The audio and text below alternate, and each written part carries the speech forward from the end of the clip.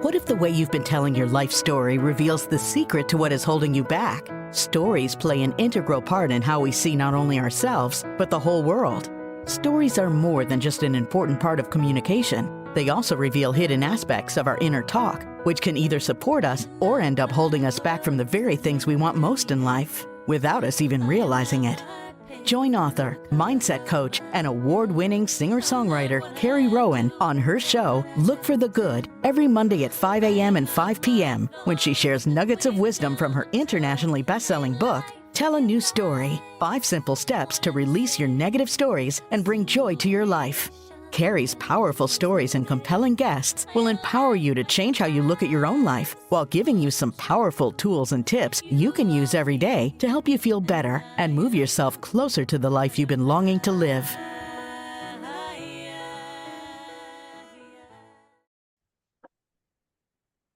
Hello, everybody, and welcome to Look for the Good, the show that helps you transform your mindset by rewriting the stories you tell yourself. And I'm your host, Carrie Rowan, mindset strategist, inspirational speaker, and best-selling author. And I believe the stories we carry shape the lives we live.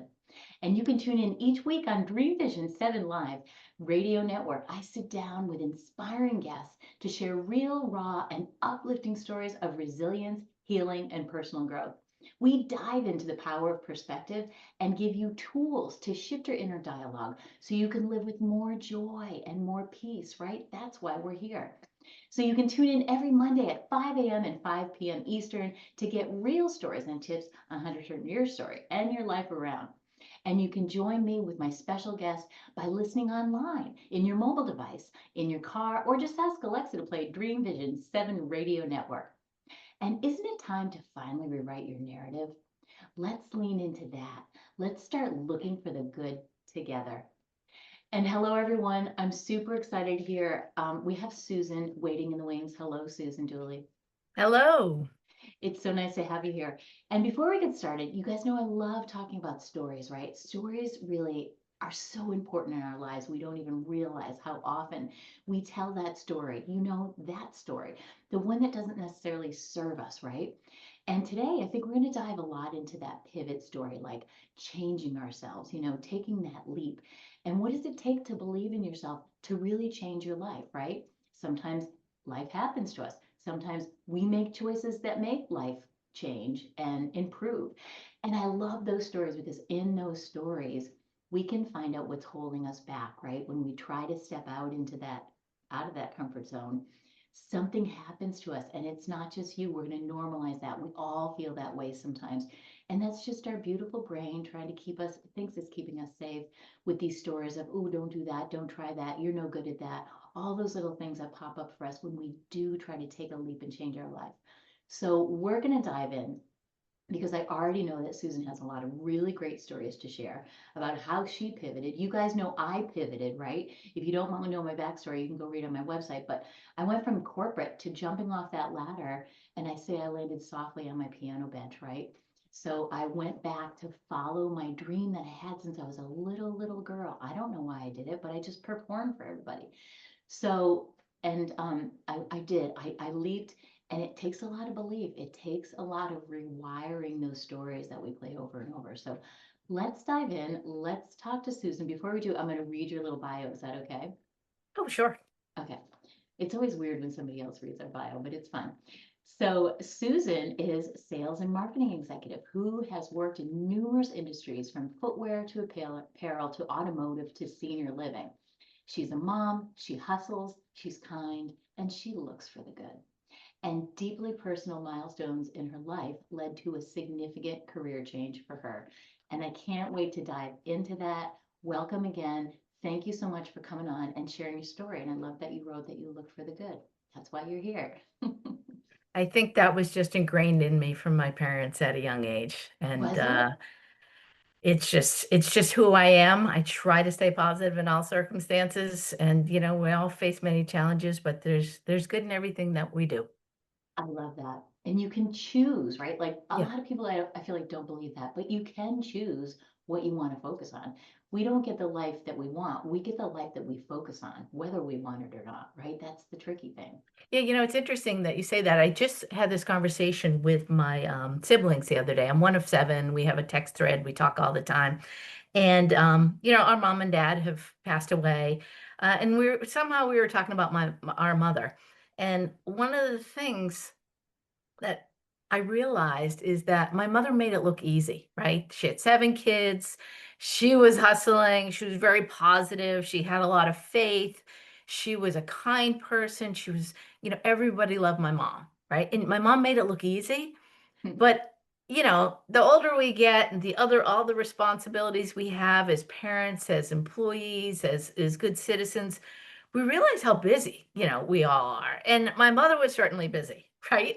And Yeah. so it just kind of dawned on me that she made that choice and she was deliberate to live that way every day. And, I'm lucky I had such a great relationship with her, as did all my siblings, and just really admired that and kind of, follow that track moving forward. It is a choice. It's not always the easiest choice, but it is the choice to do the right thing, to stay positive, to stay above water, as best you can.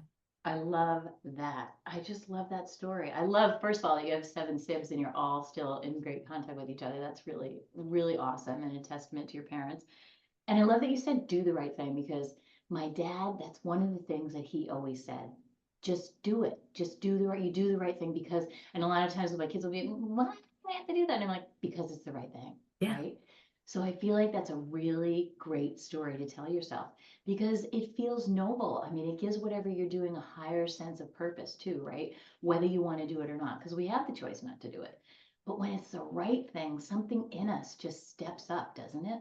Yeah, absolutely. And it's one of my favorite things it doesn't happen all the time because I have teenage boys, but when my boys say to me, wow, that kind of reminded me of Nana, right? Like that Oh, I might have an action or a gesture or, an act of goodwill that kind of triggers a memory for them. And that makes me feel like, okay, I'm doing the right thing in terms ah, of being a parent. yes, I love Yeah. that. I love that. It's funny because my mom's grandma too, or Nana too, and I love that because they have those memories, right? And you're Mhm. helping to, every time you do that, you're helping to keep that legacy alive. And I feel Yeah. like that's the greatest gift that we can give to our kids, is keep the legacy of our ancestors still going in our lives, right? I agree. Yeah, and I love that they embrace that too. So it is a choice. Happiness is a choice. I get, yelled at for saying that, but it truly, truly, truly is. And as Tony Robbins does say all the time, you get that life that you focus on, right? So what do you want to focus on? How do you want to feel in your life? That's a good question that people can ask themselves, right? Mhm. Hey, do I want to feel like crap? Because we can always find stuff to feel bad about. Just turn the news on and you're Right. right. You're just going to crawl right back into bed, right? Or you can choose not to. You can choose to focus on, hey, what one thing is working in my life. So Yeah, you and you find what you seek, right? yeah, And yeah, it really is easy to find the negative and to look for the bad, yeah, right? But yeah. if you dig a little harder and you find the good you do I mean, I'm in sales and marketing. My career is a little bit about spinning. So, spinning it for my own self really can bring me a lot of reward. Yeah, I love that.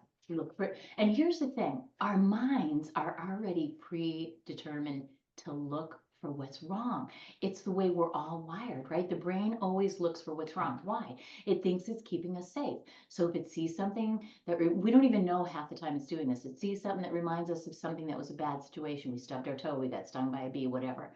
I'm picking mild situations. It will avoid everything that looks, smells, and tastes like that situation. So that's the brain's job. And it's up to us not to let that rule the show and say, hey, wait a second, time out. Yeah, I know I got stung Right. by a bee there before, but this is not that.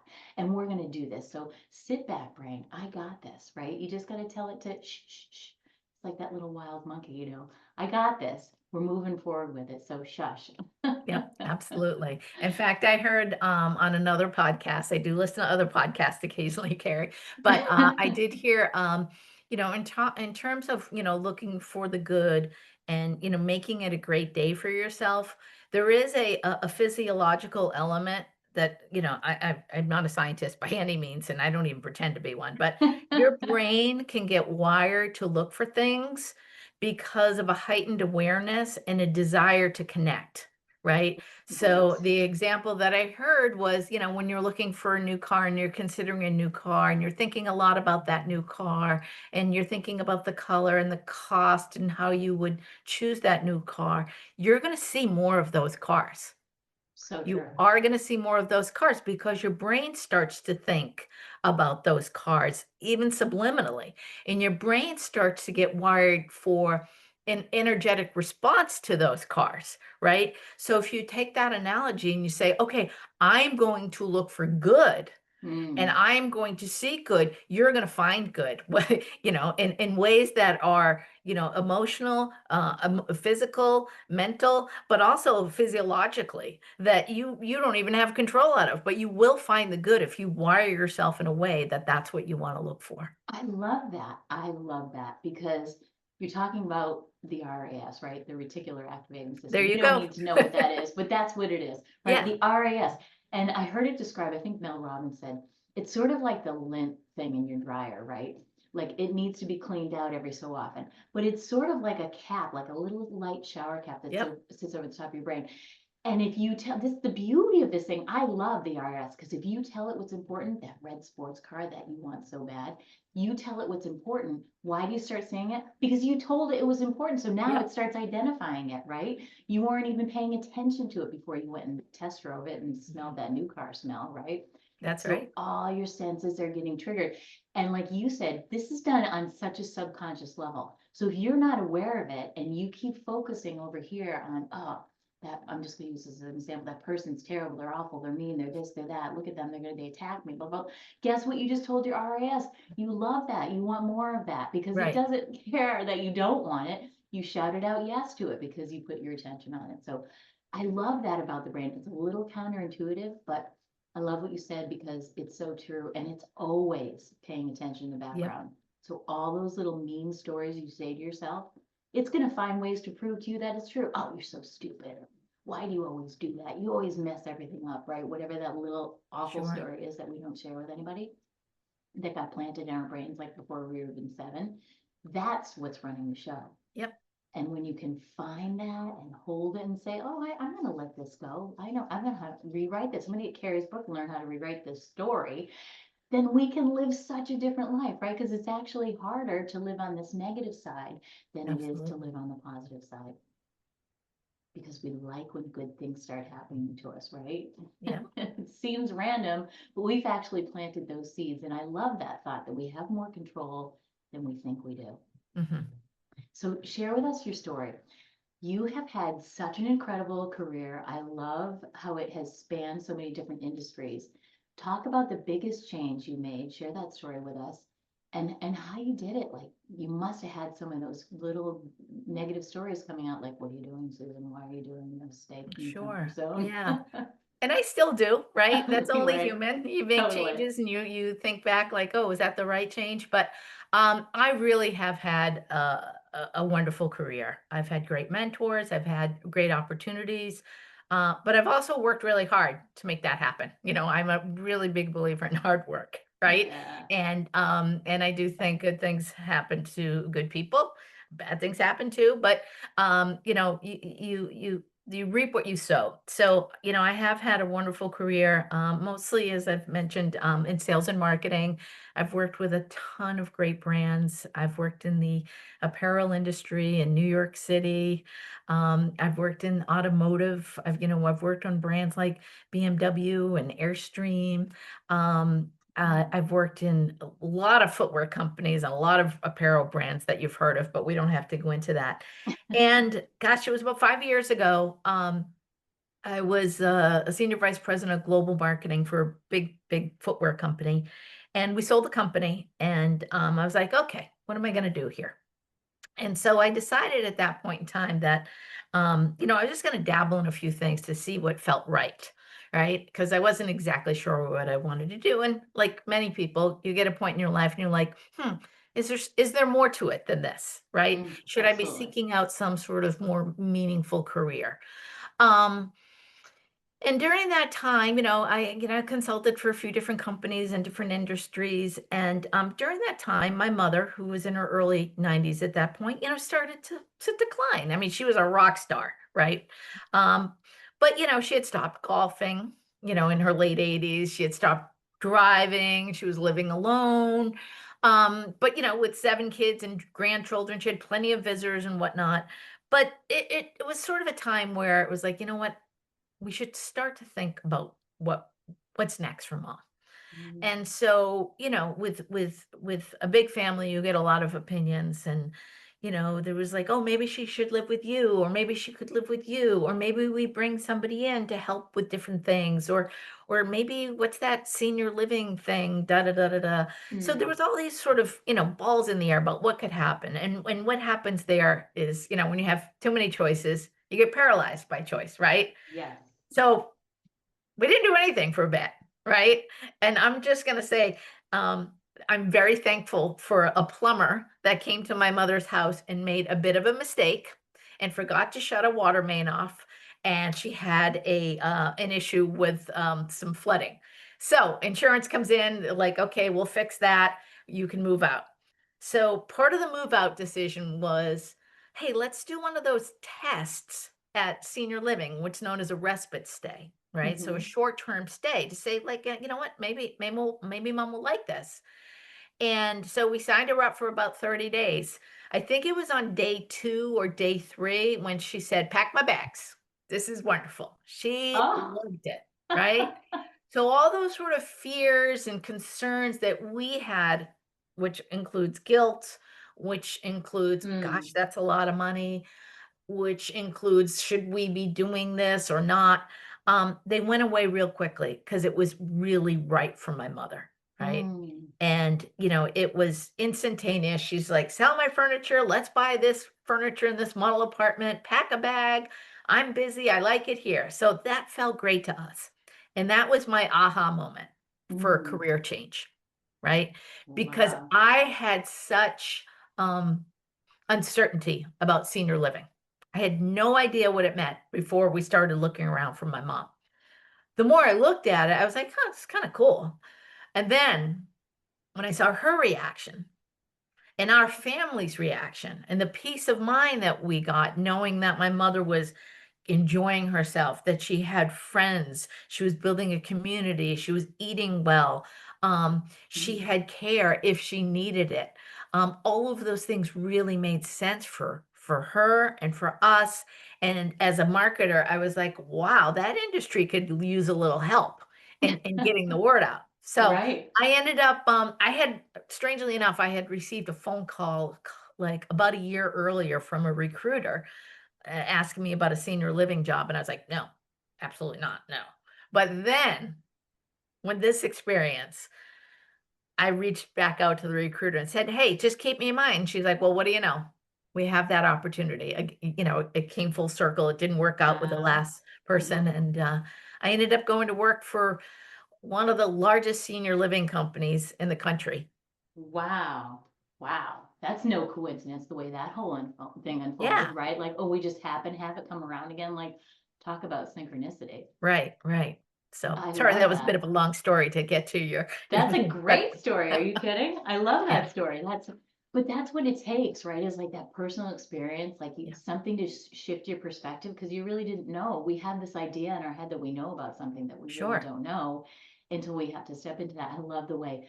And again, I feel like you said that that plumber who messed up Yeah, was like from heaven. Like somehow he was sent on a little mission, right? Because this was the yep, next best step for her. But you just needed that, that plumbing mistake to help launch yeah, you right? there. I love that. And I love that she was still so active into her late 80s, still Yeah, playing golf and driving and doing all the things. I feel like that's one of the things that does keep us really young.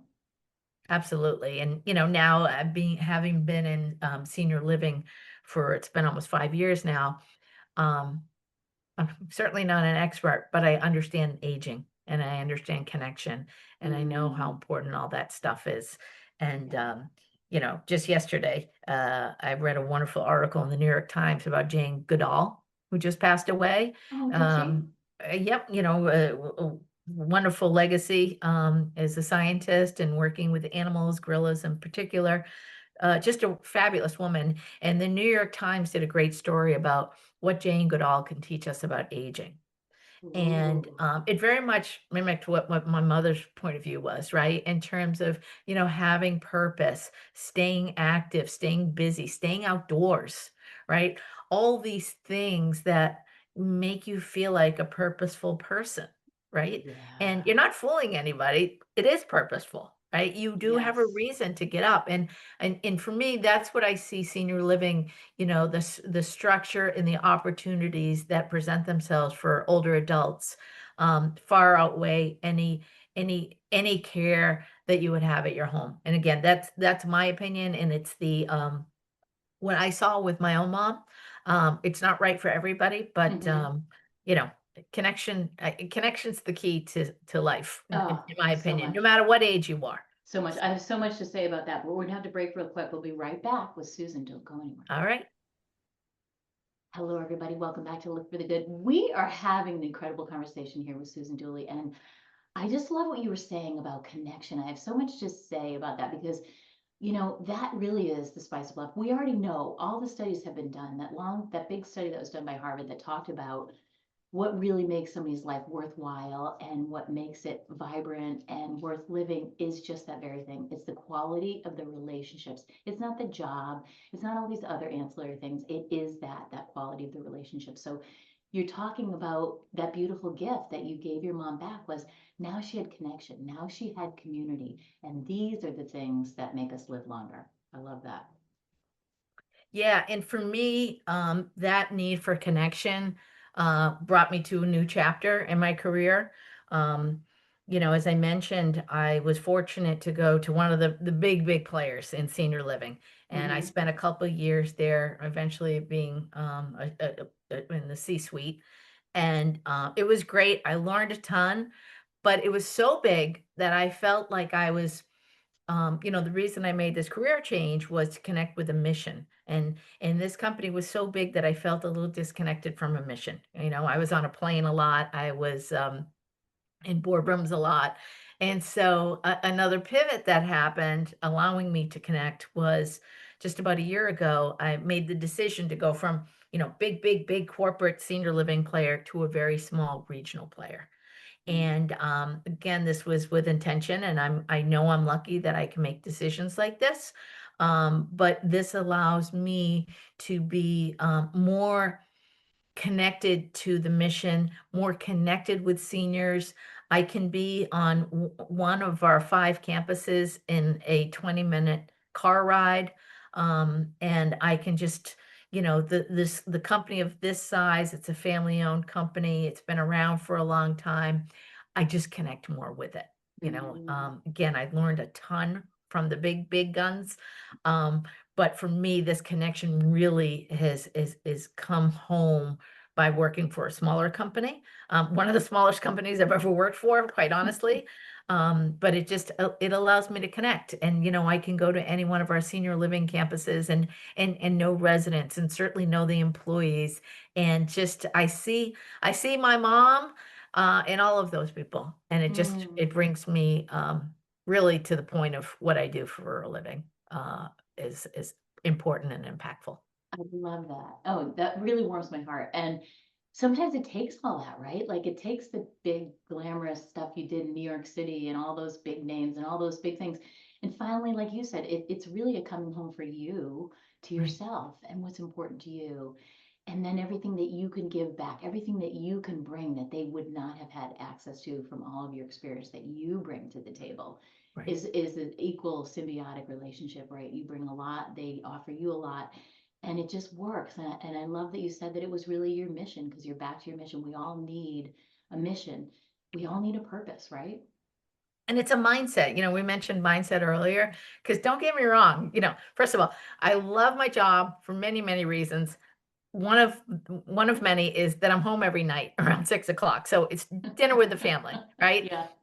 But I would be fooling myself and you and your audience if I said I don't sometimes miss that sort of big stuff, right? Yeah. Because the Yeah. big stuff was really cool. Yes. Living And in fun. New York and taking limos and going, the Devil Wears Prada was my life, right? I want to But I talk have about to that. bring back my reason for being right here, right now, Yeah. is to have a connection with the mission of our company, with the seniors that we serve, and then also be here for my family, right? Because as I mentioned, I have teenage boys. Um, Teenage boys can get in trouble. I need to be Yeah. around. They need So a it's lot of that mind direction. shift to, focusing on what's important. Yeah, the mindset shift. I love it. And if they need you at this point, right? And it's Mhm. for kids always have the family always has to come first. That's one thing Right. my dad always pounded, family first. And it's true because you get this short window of time and then they're going to be off. They're going to be Right. off to college and you're not going to, and you feel like it's like this bittersweet moment of like, you never feel like you did enough. Like, I just want to go back and grab her one more time and just teach. Oh, did I teach her this? This just, it's an overwhelming job that never ends. Right.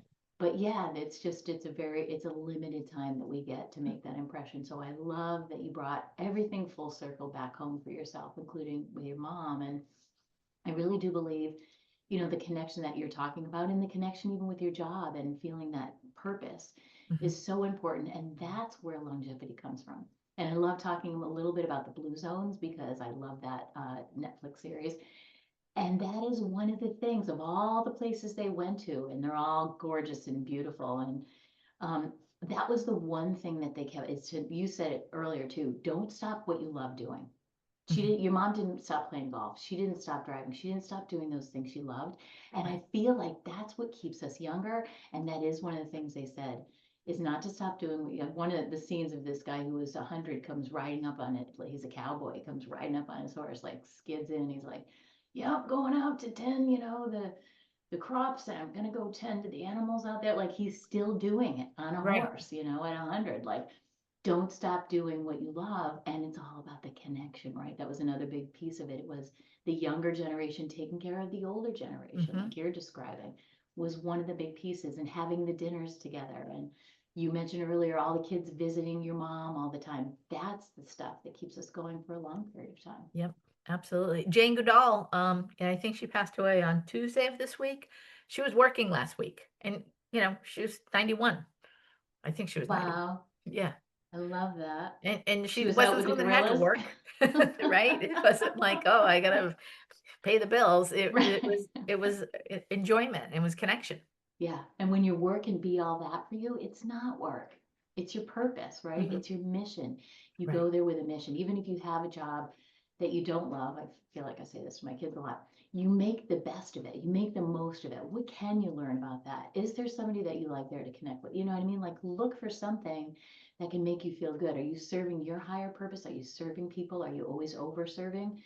Then that's really, I feel like the opposite of depression is not happiness, which is such a fleeting thing. Who even knows what that is? Right. It's meaning, it's purpose. And finding that purpose is so important, and it's pivotal in all aspects of our lives. And then the other people in our lives too, because I feel like it's got that ripple effect. Mhm. Absolutely. And you are that personified. I love that. I try. So you said you lived the Devil Wears Prada life. Yeah, a little bit. Oh. I remember when that book first came out.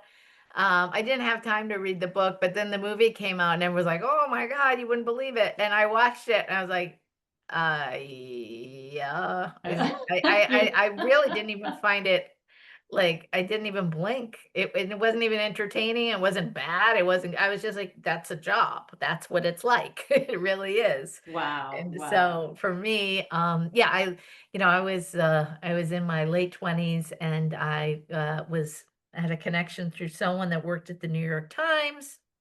And I was introduced to this big company, which shall remain nameless, but it was very much a Devil Wears Prada situation. And I relocated from Boston, and I definitely was not in Boston anymore.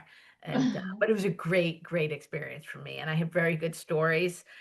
There's a lot of words that I could not say on the air, especially on your show, related to those stories, but it was a lot of fun. Maybe someday, Susan, you'll write a book about that experience. Yeah. That's really cool. But I love that. And all that stuff, I feel like all those things that we go to lead us right here to this moment in our lives where we are Yeah. now. All those things shape us, they form us, our minds, our opinions, our perspectives. That's where we garner larger perspectives. We can take that lens and pull it back on our life and really take a look at things and understand things on a different level, yet see the similarities in all those things, right? Yeah. See Like see sorry to interrupt, but No, go. I remember, I used to love the series Mad Men when that came Oh out, and that yes. was, advertising in the, what was it, 60s. Yeah. And, you know, it wasn't that much different than when I was in New York City in the early 90s, in terms of like, people smoking in their office and the cocktails at lunchtime, Right. cocktails in the office. And it was like power plays all the time. Yeah. And you know what the song says, if you can make it there, you can make it anywhere. I absolutely believe that. Like my time in New Yes. York, really, nothing can get me. I love that. You're reminding me when right out of college, 20 something woman in business, only female on a huge team of, because I was in sales and marketing too, only female on a huge team of all guys. And they used to smoke in the office. So I worked for a big Fortune 100 company, and our sales offices were upstairs. You'd walk downstairs. We were all the operations people were doing everything, and they were smoking. Can Yeah. you even imagine now? They're No, smoking. I used to go, oh, I couldn't stand to go in there because my clothes would smell, everything would smell like right. smoke. And the documents, I had to bring reports and stuff to the clients when I would deliver their first payroll to them. And it was like, oh, the paper even smelled Yep, like smoke. Like right. everything was smoke. The fact, it's just so funny the way things, you say that to a younger kid nowadays. They're like, what? Like smoking on airplanes, people can't Oh even, my God, that's the remember that? craziest. Yeah, The smoking section and the non-smoking yeah. section. We're going to put you at 30,000 feet above the earth with a boatload of gas around you and oxygen so you can breathe, but have a cigarette. Yeah, help yourself. Make yourself Yeah, comfortable, right? Oh, it's such a funny day and age that we live in. All right, so we're going to break real quick. We'll be right back. Susan. great. Hello, everybody. Welcome back to Look for the Good. We're having a really incredible conversation here with Susan Dooley, and I love everything we're talking about. And really the tips, we talked about a lot of different things, but really, what is it? What is that connection piece and that feeling purpose in your life, right? And I love asking people if you've had so many interesting career changes and all along the way, was there something that you say to yourself? Like sometimes we don't even realize there's this little quiet mantra, but it's a good mantra that you say to yourself that keeps you going. Um, I know we talked a little bit about Mel Robbins. She's got that whole high five, her whole high five program. I love that. And Mhm. you walk by the mirror and you give yourself a little boost, like, hey, you got this. You're doing a great job. And you high five yourself. I love that. What is a little something that you say to yourself that keeps you going when, times get a little bit tough? Sure. Well, I think it's important in life to take risks, right? And not foolish ones, like I said, say to my boys a lot, but calculated risks. Because I think when you do that and you succeed, I mean, you're not always going to succeed, but when you do succeed, you walk away with a newfound confidence, right? And you put yourself out there and you're like, I can do this. And when you do it, you're like, I did that, right? And for me, I have seen a lot of different industries, and I'm a state school kid. Nothing wrong with that, right? But I've worked with a lot of super smart people with, more degrees than I have. And at the end of the day, in terms of a mantra, we're all humans, Yeah. right? And whatever you're doing, whether you're in business or if you're in the medical profession or whatever you're doing, and if you're working with other people, you're working as a team of humans that are generally should be looking for the same outcome, right? And people are going to bring different things to the table, and I'm going to bring what I'm good at, and I'm going to give it my best. I might not like hit it out of the park every time, but I'm going to bring something good to this table. And Carrie, you're going to bring something, and someone else might bring something. And for me, I've always just tried to like step back and say like, okay, we're a team of humans that has a singular goal. How are we going to get there together?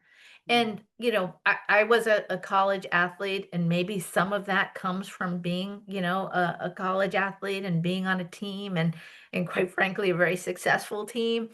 that, I wasn't the best on the team, but I was part of that team. And I think I made people better, right?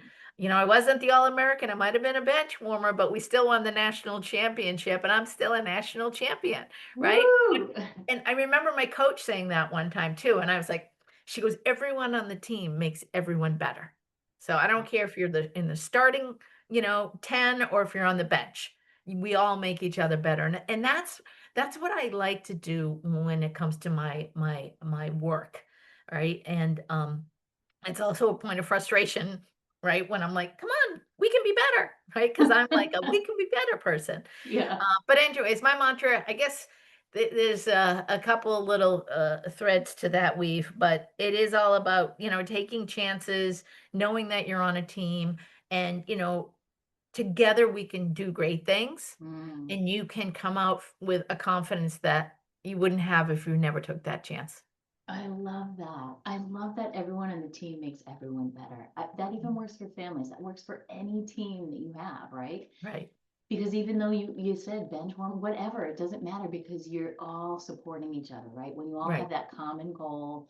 And I love you also said that let's get together and try to come up with a solution here. Like it takes a different mindset to keep thinking about the problem and banging our heads against the problem than it does to step into that solution mindset, which is a absolutely. whole different ball game. You Yep. know, you're almost better off, I think, breaking from a meeting that you're just hung up on the problem because you cannot possibly get there, right? I mean, Einstein said it best.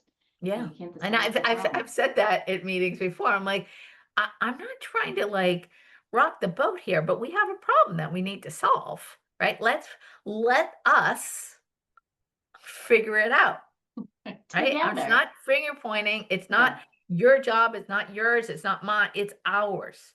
And Yeah, that collective brain is it's so much more than just 1 + 1 + 1. correct. It is that synchronicity when you've got everybody humming on the same, you almost have to break. All right, we're going to come back and we're going to talk about solutions. We already know Correct. what the problem is. Let's raise it up a level and talk about the solutions. Yeah. And you can do that in your own life too, right? I mean, what works in the boardroom works in the bedroom, works at home. You know, um, the bedroom, we can go down a funny path, but we're not going to do that. It just works in the home. It's actually a song quote that came to my mind because my mind thinks in songs. So that's really all it takes, right? It's just to shift your mindset. And at any given point, you can do that for yourself, Mhm. right? And then, like your coach said, then when you bring that piece to the meeting or the family discussion or wherever you're going, a community outing, you bring that piece that's focused on something different, focused on the solution. How can we make this better? I love that you said that. Right. You and I want to work really well together. Here we are. So, and the mantra is huge because I feel like a mantra, and it's funny, like I always see this pattern with a lot of these strong, very successful women that come on my show. There's always been a role model in their life that's a strong, successful woman, like your mother, like you're Mhm. describing. And I'm sure she had somebody in her life that it was her, strong, successful mentor that taught her. And it's a beautiful thing that gets passed down.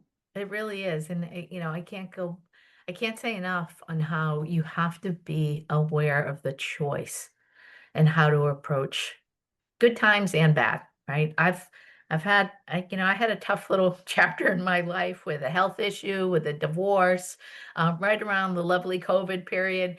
So it was Oh, pretty down and dark. But like, you know what? You have to just say, okay, what are we gonna do with this? And how am I and the people that I can connect with, how are we gonna get through this? And it's the choice. You could bury yourself in the sand and just say, "This sucks, and it's going to be sucky," or you can say, how am I gonna get through this? yeah, And I what am I love gonna that. look for? What are the Mm. positive signs of this? Yeah, I Yeah, love that because it's so easy to get caught down that rat hole, especially with COVID and all these other things happening. right. Like everybody's got a story there. Yeah. But I love what you keep coming back to. And it's so funny. I feel as if you read my book because I talk about that all the time. And I think what happens to us human people is that we all forget we have a choice. Mhm. We just forget. We get Right. so stuck in that other thinking that we forget that something has to snap us out of it, and usually it's not something good. So why not take back your power now? Why not make the choice to say, hey, I'm sick of living like this. I don't like what it looks like around me. Here's how I'm going to change the only thing I ever have power over anyways, which is myself, what I think, my thoughts are, how I feel, and all those other things that are in my in control bucket, In right? control. Yep. And it like, I've had some therapy in my life. And one of the things that really helped me was to understand like when those negative thoughts or those anxiety producing thoughts, when they enter your realm, they're Yeah. going to snowball unless you stop that snowball from rolling down that hill and thinking, okay, stop that right now. And really, let's think reasonably, logistically, and positively to figure out what really is the situation here and what control can you put behind this so that it does not get out of hand. I love that because negative thinking is 100% positive. I mean, it's 100% effective. I'm not going to use the word positive. It's 100% effective all the time because it's just going to give you more and more and more. Right. And I love what you said. And it literally, it's having a way, having a strategy for yourself. And maybe that's where your mantra comes in. Hey, wait a second, this is not serving me. I usually find that to change something pretty quickly, the best way is to change your physicality, right? Get up out of your desk, go for a walk, come Right. back, you've got a fresh mindset. A lot of times if I'm stuck on something, I'll leave my desk and go upstairs, switch the laundry, come back. Ooh, all of a sudden there's the answer to my problem, right? Yes. So when we can change our body, our physiology really determines what we're thinking and feeling, how we use our body. We underestimate the power that we have there. So I love that you brought that up. And the in control bucket, if you could make a list for yourself, because you really have so much more in your control, right? And I think what happens is that anxiety is when we're focused on stuff we don't have control over. Correct. Right? Yep. The future, the past. When we're in those moments, we're not here in this present moment inside of our bodies. That's why using your body kind of snaps you back into that, what I call PMA, which is present moment awareness. I like that. Yeah. PMA. Not to be confused with PMS. And it is, it is in that moment, there's really nothing wrong in this particular moment. That's the only place we can get our power back is in that moment. That's where our peace resides. That's why people meditate. People meditate in a lot of different ways. That's why people go on runs. That's why we do the things. That's why people love cooking and they love all these things. Why? Because it brings them back into this present moment. This moment. That's absolutely right. You have to be in this moment. Yeah. And when you are in this moment, you can control your emotions that accompany you there, right? Yeah. These fears and these anxieties and this bitterness, that's generally not in that moment. They're sort of capitulations that have come to fruition based upon what your thoughts of the past or the future or what someone else might be thinking versus, oh no, in this moment, I got this. Because that's what anxiety is, right? We're worried about the future. Oh, I got to do this, that. We're catastrophizing what's going to happen in the future, which we don't have control over at this particular moment. Or like you said, we're thinking about something that happened in the past. We're bitter, we're resentful. Well, you can't change either one of those things. Like that's what anxiety and depression are, whether you focus. But when you try to bring your focus back by moving your body, by doing any one of those things, meditating, cooking, all the things we were just talking about, you come back into your space. And I actually wrote a song about this. It's called Take It Back. And it's about taking your power back because we forgot that we gave it all away. And that's what we're doing when we're focused on the past or the present. We're giving all our power away when we're not in this particular moment here. Right. This, regardless of your political affiliation, this country right now is it's in a divisive place, right? And if you're on side A, you have these opinions. If you're on side B, and we all can get caught up in exactly what the media wants us to get caught up in, right? What CNN wants is versus what Fox wants, and get that, I call it the swirl, right? Yeah. And the swirl happens not only politically, but in many things. Like you got to get out of the swirl and just live in the moment and not worry what pundits are saying or what they're trying to do to get your Irish up, as my mom used to say, right? Because that's what they want. And I could have political and differences with my neighbor over here or my neighbor over here. But when we're just neighbors, life is good, right? It's Yes, okay. We're different. But exactly. I don't know. I don't know where it's going with that, but I think it has something to do with staying in the moment, Yeah, especially in these turbulent times where you can get caught up in what yeah. the media wants you to get caught up in.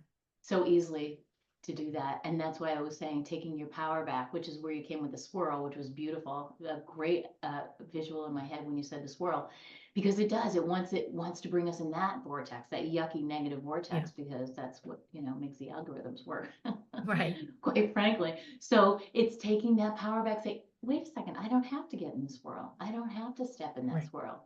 I don't have to. I can choose to be right here in my peace, and that's how I'm going to choose to make my effect in the world, because really studies have already shown that one person meditating, 2 people, 3 people, 4 people, 5 people can affect whole cities. Hmm.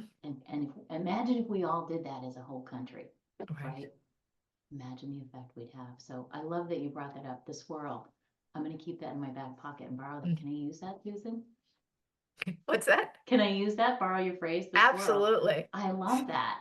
I It love is. that. It's a swirl. Don't, it's just, it's messy and ugly and swirling, and get Mhm. out of it as soon as you can. Yeah, it's like that eye of the hurricane, Right. right? It just can sweep you up and take you away so easily. And it was designed to do that. And I don't know about you, but something about the fact that it was designed to make me get upset makes Yeah. me want to do exactly the opposite. Right. Right. Right? So this has been such an incredible conversation. I've loved having you on the show. You are just a wealth of wisdom and stories, and you just fit perfectly on Look for the Good. Oh, well, thank you for having me. I know our paths crossed somewhere, and you heard a little bit about my background, and I learned a little bit about yours, and it's nice to have a platform to share goodness and hopefully inspiration, and pull back some of the fears and concerns that people have, and we're all in this together. So Yeah. thanks. I love that. Thank you so much for coming on. And everyone on the team makes you better. Remember that, guys. I love that. I'm going to quote you on that in my show notes. So thank you, everybody, for tuning in. And thank you, Susan, for coming on the show. And remember, it is never too late to live your best story. Be well.